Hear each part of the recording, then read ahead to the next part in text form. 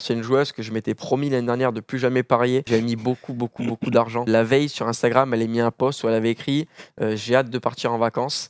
Le lendemain, elle a perdu 6-1.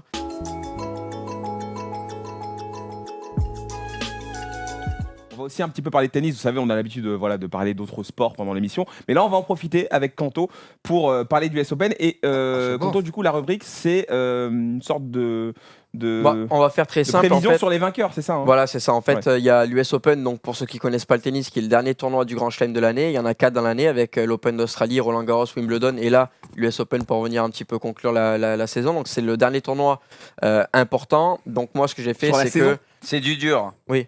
Enfin, sur la saison après, il y a le Masters de fin d'année, puis la Coupe Davis, mais voilà, c'est du dur comme le dit Bruce. Pas Bruce. de Coupe Davis, s'il te plaît. S'il te plaît. Donc ce qu'on a fait, c'est qu'on a pris le tableau ATP et le tableau WTA, donc masculin et féminin, et j'ai proposé à chaque fois 3 vainqueurs, finale du tournoi. Il y aura à chaque fois un favori, un outsider et une grosse cote. Pour kiffer. Donc ATP en gros favori, j'ai mis Novak Djokovic qui est coté à 2 sur PMU. Alors moi je préfère Rafael Nadal, mais je crois qu'il faut se rendre à l'évidence. Djokovic est difficilement gagnable. Djokovic qui va jouer Carbales Baena au premier tour, qui est un premier tour quand même très facile, et puis Sam Querrey a priori au deuxième tour, qui lui joue contre Londero. Il a un troisième tour assez cadeau. C'est un petit peu après que ça va se corser pour Novak Djokovic. En outsider, j'ai mis Daniil Medvedev qui est coté à 12. Medvedev qui a battu Djokovic. Pour remporter l'US Open, Kanto. Ouais, pour remporter l'US Open. Medvedev qui a gagné 3-6, 6-3, 6-3 face à Djokovic, qui a montré qu'il avait les qualités. Alors après, il faut voir avec la fatigue qui s'accumule parce qu'il a très bien joué dans les Masters, la Medvedev. Donc il va falloir voir. C'est quoi son tableau? Il est du côté à qui? Il est avec Djokovic et justement, c'est là où j'allais en venir, c'est qu'ils peuvent se jouer en quart de finale. Medvedev, il a un parcours qui est quand même assez cadeau puisqu'il joue Pranesh Gunneswaran au premier tour, qui est un joueur indien que Medvedev va défoncer. Au deuxième tour, il va jouer contre Kwon, un joueur coréen, ou Hugo Delien, qui est un Bolivien, qui est un spécialiste battu. Donc a priori, ça va très bien se passer pour Medvedev aussi. Et après, il aura Taylor Fritz, qui là est un gros serveur, mais je pense que Medvedev, c'est un des meilleurs retourneurs sur le circuit. Je ne pense pas qu'il ait trop de difficultés face à Fritz. Et il peut potentiellement jouer face à Djokovic en quart de finale. Et attention, parce que la grosse cote que j'ai donnée, alors voilà, il fallait une grosse cote, c'est Stanislas Wawrinka, coté à 60, qui lui a un tableau pas évident. Pas évident du tout parce que premier tour, il joue ce soir à 1h du matin face à Jannik Sinner, un jeune joueur, donc là il n'y aura pas de problème pour Wawrinka, mais derrière il va jouer soit Hubert Hurkacz qui a gagné le tournoi à Winston-Salern dimanche, soit Jérémy Chardy, deux joueurs qui sont jamais évidents à jouer.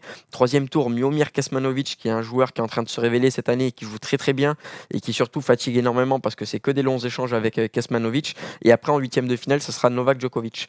Donc les trois joueurs que j'ai proposés sont dans le même tableau, c'est-à-dire qu'en quart de finale, le vainqueur sera Djokovic, Medvedev ou Wawrinka, un de ces trois-là. Et après, il faudra... Federer, Nadal, c'est du même côté du coup? C'est un petit peu plus bas, ouais. Si, ils peuvent jouer qu'en finale avec Federer, il me semble que c'est pas trop loin, c'est peut-être en demi. Ça veut dire que le côté à Djoko, il est incroyable.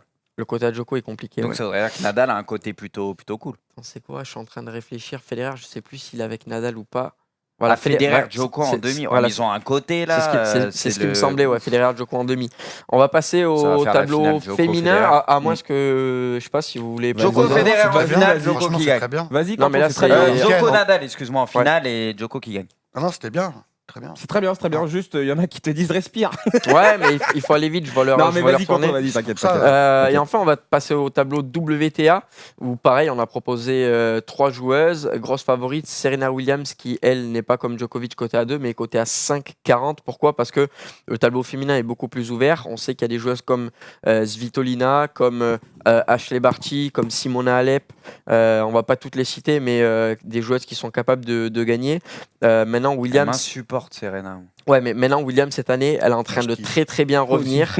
Elle est en train de très bien revenir. Elle a perdu du poids, elle se déplace beaucoup mieux, elle frappe très fort, elle fait moins de fautes directes. Elle est cotée à 5,40 et pour le côté historique, elle a remporté son premier US Open cette année, il y a 20 ans. Donc c'est les 20 ans d'anniversaire du premier titre à l'US Open en Grand Chelem de Serena Williams. Donc il y a cette date d'anniversaire. On sait que c'est des joueurs qui sont un petit peu les trophy hunters, les chasseurs de trophées et qui aiment l'histoire. Donc ça, je pense que ça va être important. Et en plus, elle a un premier tour test qui va être très difficile puisqu'elle est tombée face à Maria Sharapova. Dès le premier tour pour Serena Williams. Mais moi, j'y crois dur comme fer pour Serena Williams. Ensuite, un outsider, j'ai proposé la phénomène du tennis mondial, Bianca Andreescu, je ne sais pas si vous en avez entendu parler un petit peu.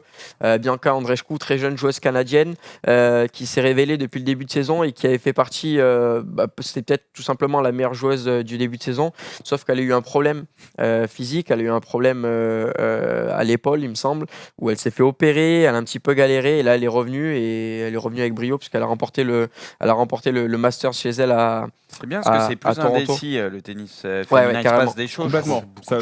Ça bouge tout le temps en fait. Alors Andreescu, si elle n'est pas blessée, il y a de grandes chances que ça aille quasiment au bout. En sachant qu'elle a un premier tour cadeau face à Voinette, c'est une jeune américaine de 17 ans, et elle peut potentiellement jouer face à Simone Halep en 8e de finale. Okay. Ça, c'est pour Bianca Andreescu. Et enfin, la grosse cote, alors c'est une joueuse que je m'étais promis l'année dernière de plus jamais parier, parce que je me rappelle, j'avais mis beaucoup d'argent sur elle, et la veille sur Instagram, elle a mis un post où elle avait écrit j'ai hâte de partir en vacances. Le lendemain, elle a perdu 6-1, et j'avais mis beaucoup d'argent. C'est très grave ça. Et elle avait annoncé la veille sur Instagram. Ça, c'est grave. Oui, c'est très grave. J'ai hâte de partir en vacances, et elle avait balancé le match. Et cette joueuse, c'est une joueuse qui a été absente toute l'année et qui est revenue là, il y a quelques semaines. Elle s'appelle Coco Van de Weg.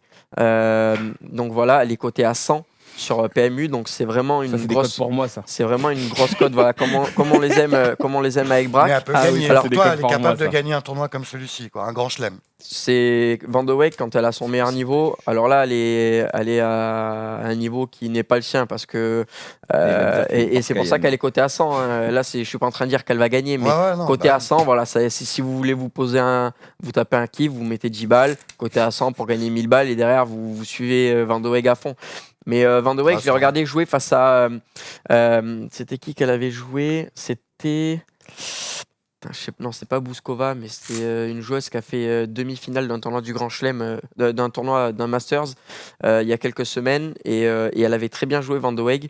Alors Van de Weg, par contre, c'est très compliqué parce qu'elle a un tableau de malade mental. À savoir, elle joue Sofia Kenin qui est on fire au premier tour, et derrière elle a Madison Keys qui a gagné le dernier Masters, et Elina Svitolina qui est une joueuse qui court partout. Donc pour Van de Weg, ça va être un parcours du combattant. Si vous voulez vibrer, c'est sur elle qu'il faut mettre. Alors j'y crois pas trop, mais j'ai mis un petit billet juste pour le kiff. Mais voilà pour cette petite rubrique sur l'US Open. Ok, c'était très complet.